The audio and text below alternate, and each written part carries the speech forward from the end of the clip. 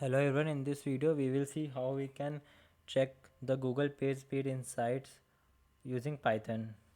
So I have written a code. Let's understand this line by line. So these are the Python modules that will use to make HTTP request, and then it will pass the JSON response. Now here URL. Okay, so this is the PageSpeed Insight and API endpoint. Okay, that we will use to check the performance of a web page, and it includes the website URL. Here it my URL is venuemonk.com. Here it is API key, and here is the device that we are going to use. Just a sec. Yeah, here's a mobile. If you want to check it for the desktop, you can check, just replace it with the desktop.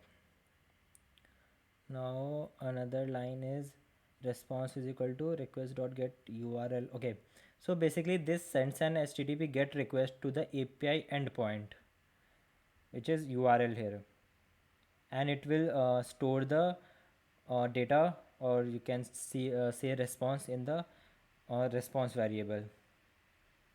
Okay, now second line data is equal to JSON dot load. Okay, so basically this converts the JSON response from the API into the Python dictionary by using JSON dot load. Here is the response. Now this is the main part. Okay, so basically this line will extract the performance metrics, okay, returned by the API, and then it will store the data in the LCP metrics, CLS metrics, and FID metrics.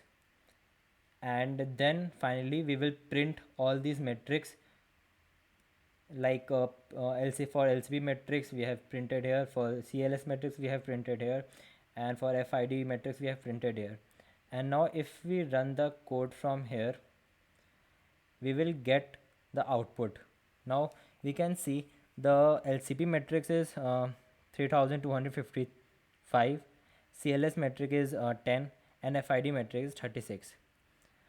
I will paste this Python code in the form of Google Drive in the description, and all the necessary things in the description.